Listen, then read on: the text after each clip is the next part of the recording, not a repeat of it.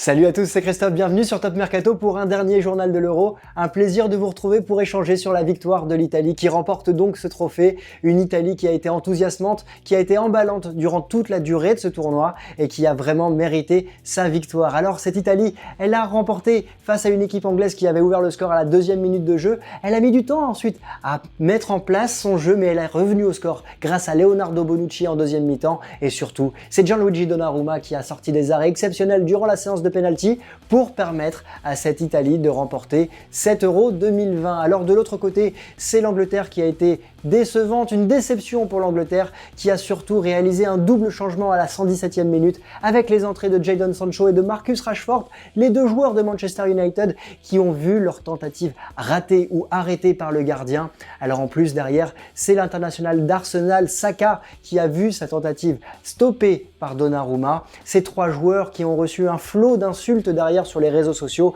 des insultes évidemment qui ont été condamnées par le gouvernement anglais. Alors dans cette séance de tir au but aussi et surtout, c'est Gianluigi Donnarumma qui a été la star de ces pénaltys. Il a arrêté deux tentatives et à la suite de cette victoire, il a été élu meilleur joueur de l'Euro 2020. Alors qu'en pensez-vous? Est-ce que pour vous aussi, Gianluigi Donnarumma mérite le titre de meilleur joueur de l'Euro? Dites-nous tout ça évidemment en commentaire. Alors, c'est l'heure du bilan et qui dit l'heure du bilan, c'est l'heure des classements. Le classement des buteurs évidemment avec Cristiano Ronaldo qui est élu meilleur buteur du tournoi de cet Euro 2020. Il a marqué 5 buts comme Patrick Schick. Il devance tous les deux Karim Benzema avec 4 buts, mais Cristiano Ronaldo a réalisé une passe décisive supplémentaire par rapport à l'international tchèque, ce qui lui permet de terminer à la première place du classement.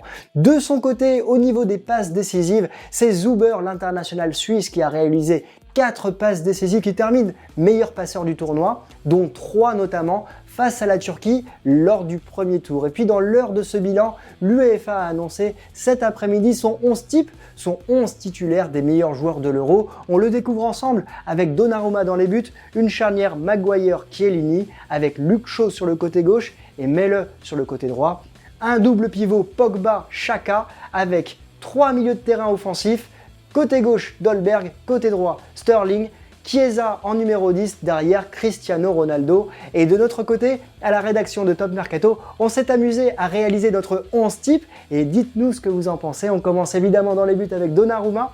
On retrouve à droite Mele, en défense centrale Maguire et Bonucci, avec à gauche Spinazzola, un milieu à 3 avec Jorginho, Pedri et Pogba, et une attaque menée par Karim Benzema, accompagné par Cristiano Ronaldo et Raheem Sterling. Alors, est-ce que pour vous, ce 11 type est celui qui mérite d'être le 11 du tournoi? Dites-nous tout ça en commentaire. On termine évidemment ce journal avec ce 11 type. De mon côté, je voudrais vous remercier parce qu'on a passé 29 vidéos et un mois ensemble à faire ce journal de l'Euro. C'était un plaisir d'être avec vous tous les jours. Et si vous souhaitez continuer à suivre certaines de mes vidéos, eh bien on vous mettra le lien en description de ma chaîne YouTube. C'est la chaîne CM Football. En tout cas, j'ai été ravi et très heureux de vous accompagner et d'accompagner Top Mercato pendant toute la durée de cette compétition.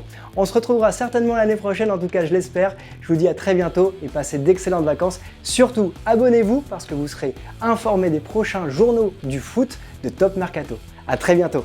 Ciao!